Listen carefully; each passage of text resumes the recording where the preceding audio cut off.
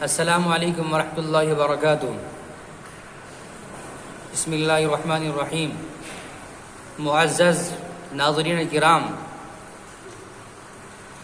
ہندوستان اپنی قدیم اور سنہری تاریخ سے تعلق رکھنے والے ایک عظیم ستارے سے محروم ہو گیا، جس سے میری مراد حضرت اقدس الحاج مفتی عبدالرزاق خان صاحب رحمۃ اللہ علیہ ہے۔ حضرت اقدس کا تعارف اور ان کی تعلیم و تربیت اور ان کی خدمات جلیلہ آپ حضرات کے گوش گزار کرنا چاہتا ہوں۔ حضرت مفتی عبدالرزاق خان صاحب رحمۃ اللہ علیہ مدھیہ پردیش کے ایک شہر شاہجہاں پور کے ایک تحصیل شجال پور کے ایک گاؤں کڑوالا میں پیدا ہوئے، اور حضرت کی تاریخ پیدائش 13 اگست 1932 مطابق 1350 ہجری۔ اور اہم بات یہ کہ حضرت کا نام خان ہونے کے باوجود، پٹھان ہونے کے باوجود وہ ان کی اپنی سابقہ روایت پر نہیں رکھا گیا، بلکہ ان کا نام عبدالرزاق رکھا گیا، جبکہ والد محترم کا نام حاجی سالار خان اور جد امجد کا نام امیر خان صاحب رحمۃ اللہ علیہما تھا۔ حضرت 1932 کے بعد 1940 میں شہر بھوپال منتقل ہوئے، اور وہاں پیر گیٹ کے پاس مولوی بشیر اللہ صاحب کی مسجد میں قیام پذیر ہوئے۔ حضرت نے اپنے خاندانی روایت پر رسم بسم اللہ کی اور پڑھنا شروع کیا۔ بھوپالی کی ایک مسجد ننیبی، جس کو پہلے مدرسہ الہیہ کہا جاتا تھا، حضرت نے وہاں پر کچھ فارسی کی کتابیں پڑھی، اور اسی طرح ایک ٹیچر سے کچھ حساب و کتاب اور دیگر دنیاوی علم حاصل کیا۔ 1948 میں حضرت احمدیہ سلیمانیہ اورینٹل کالج کے اندر شہر بھوپال میں شعبہ عربی میں داخل ہوئے۔ پھر 1949 میں حضرت نے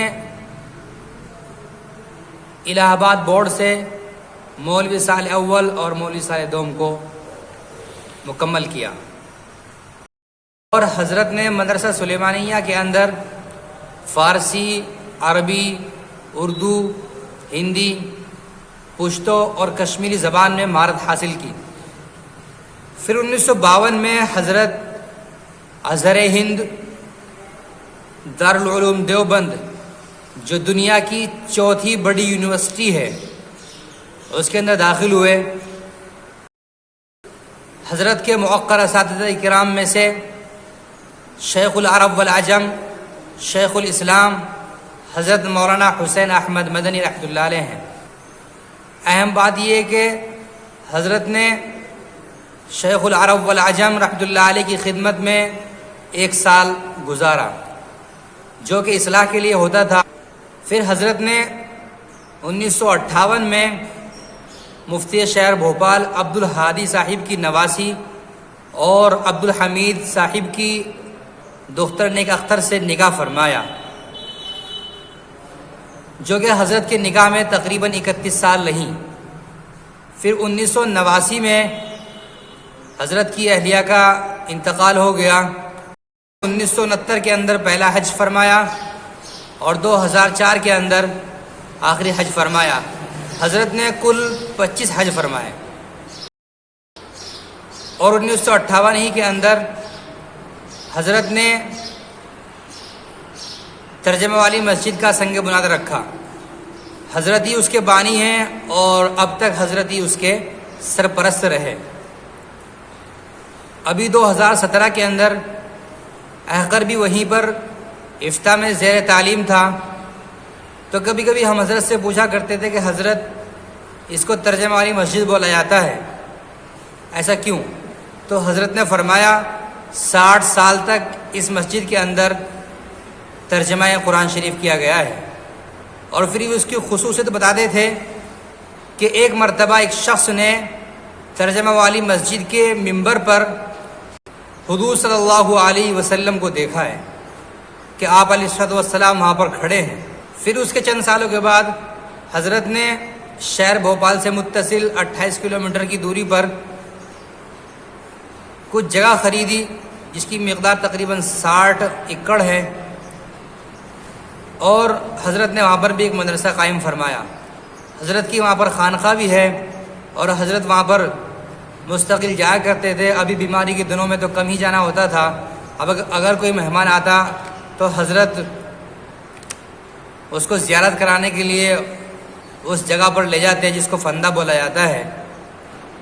ہم بھی وہاں پر گئے ہیں، جو کہ ایک بہت بڑی زمین کے اندر پھیلا ہوا وہ مدرسہ ہے، جس میں بچے بھی زیر تعلیم ہیں، حفظ وغیرہ کی تعلیم بھی وہاں پر ہوتی ہے، اور حضرت کی خانقاہ بھی وہاں پر ہے، مسجد ہے بہت عالی شان، اور اسی طرح اس کے اندر ایک تالاب بھی ہے جس کے اندر حضرت نے مچھلیاں پالی ہوئی ہے، اسی طرح حضرت کی بطخیں وہاں پر ہیں، اور اسی طرح دیگر چیزیں حضرت کی یادگار وہاں پر ہے۔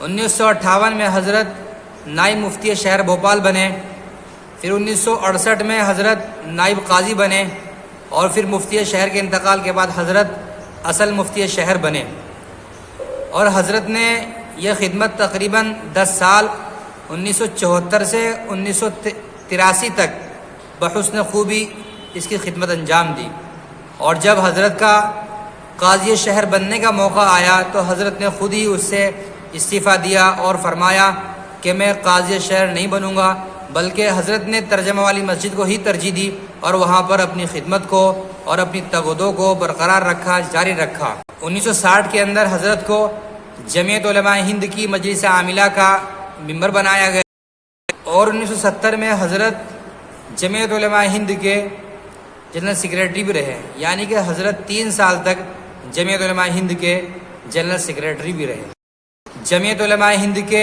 نائب صدر اور صدر جمعیت علماء مدھیہ پردیش، اور اسی طرح قاضی شہر بھوپال، اور اسی طرح مفتی، نائب قاضی شہر بھوپال بھی رہے، اور حضرت امیر شریعت بھوپال بھی تھے۔ اسی طرح سینکڑوں مدارس کے سرپرست بھی تھے، اور نہ جانے حضرت کتنے ہی عہدوں پر فائز تھے۔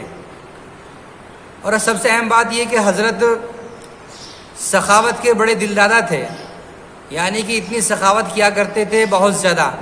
جو بھی جماعتیں بھوپال کے اندر آتی، خواہ وہ ملک کی ہو یا بیرون ملک کی ہو، سعودی عرب سے تعلق رکھتی ہو یا یورپ سے تعلق رکھتی ہو یا وہ افریقہ سے تعلق رکھتی ہو، وہ لوگ بھی حضرت کی مزاج پرسی کے لیے آتے، حضرت کی زیارت کے لیے آتے، اور حضرت ان سے بہت اچھے سے کلام فرماتے اور ان کی دعوت طے فرماتے کہ آپ فلاں دن فلاں ٹائم ہم کو بتا دیجئے، جب بھی آپ کا موقع ہو آپ یہاں پر آ کر ہمارے دسترخوان پر کھانا تناول فرمائیں۔